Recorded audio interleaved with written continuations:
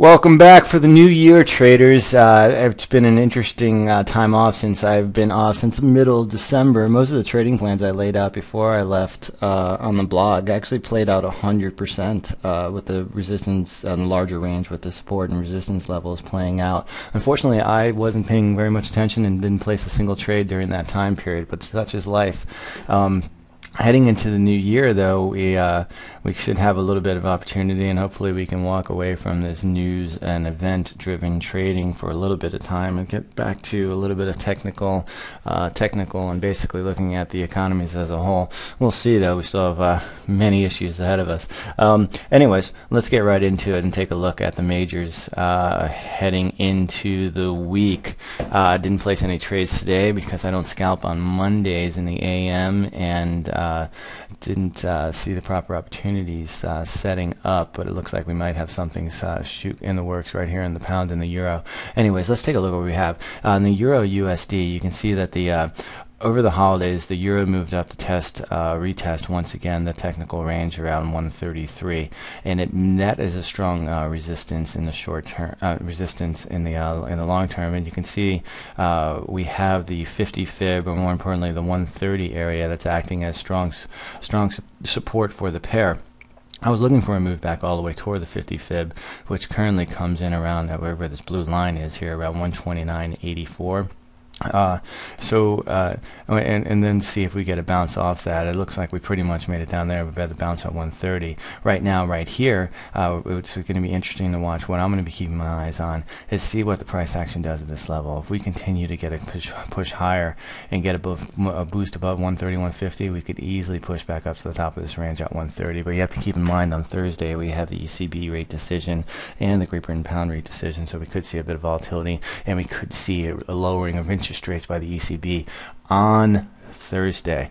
So let's see, but if we get a bounce back here down at 130, 150, we could see a push back down towards the 130, 128, 50 fib level. So what we're watching right here is we have a pivot at 130, 150, we have a top of range at 133, and a bottom at 130, 128, and 85. And that's all you need to know. It's as simple as that. You can watch the price action at these levels, make runs for the and place your bets accordingly with proper risk rewards, and make your runs for the top and bottom of the range. The Great Britain USD, at the same time, you can see that this pair came down over the holidays and did go a little bit lower than I was anticipating, and broke below the 50 fib at 160.68. But you can see it moved right down to this trend line. This trend line has been capping the price action since the beginning of last month. It goes clear out this page. I could show you on a 1 hour chart, I guess, on a 1 daily chart, and you can see that I'll have to minimize. You can see that the pair is basically, since the midpoint of last year, has bounced off this level, and now you can see once again it bounced off the combination of the 0.618 fib at 160.12 and the trend line resistance at that level. And it's just purely technical trading at this point. Then we can see that the pair has rebounded quite markedly, and what I'm going to be watching for is to see if we can clearly break out of the fib range and get a break to the top side. The top of the fib range, the 0.382 fib from the larger move, is at 161.25.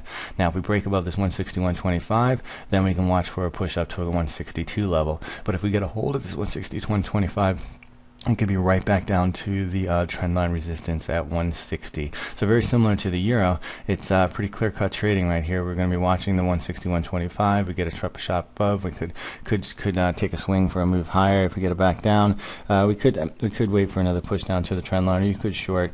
But you have to keep in mind that the risk reward wouldn't be as clear cut in that particular angle. The Aussie USD still basically following the plan. Also, it moved down, it shot up after we had the physical cliff deal, after a serious consolidation in a very narrow 50 pip range here, 103.50. It moved all the way up to test this ascending trend line that, if anybody's been watching the blog or the feed, we know this level has contained this pair for over the last year and a half.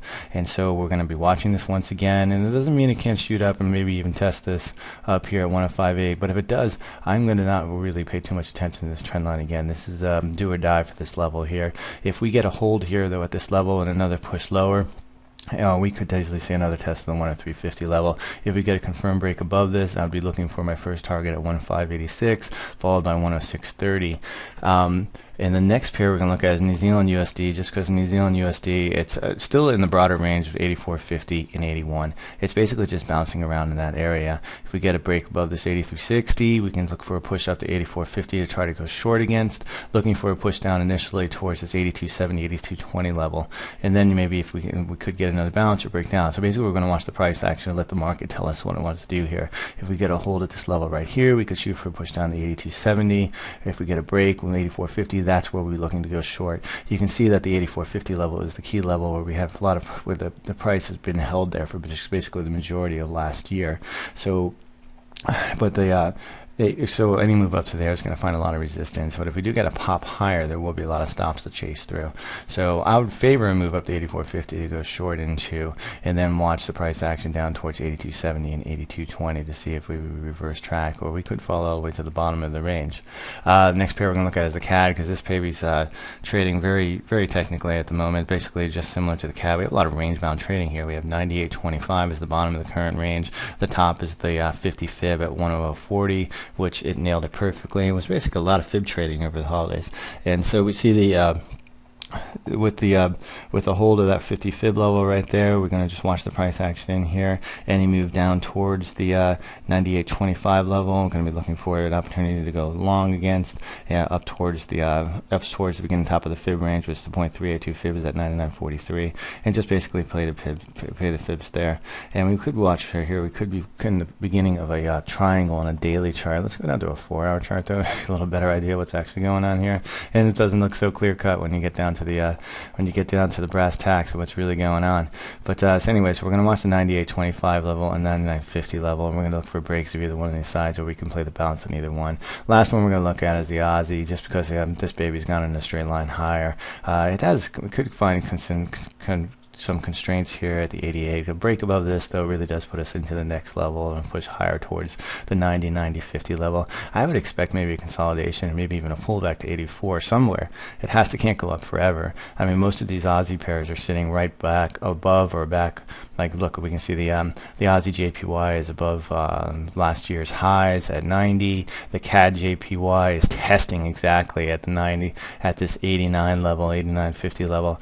The yearly highs could be an opportunity to go short there also.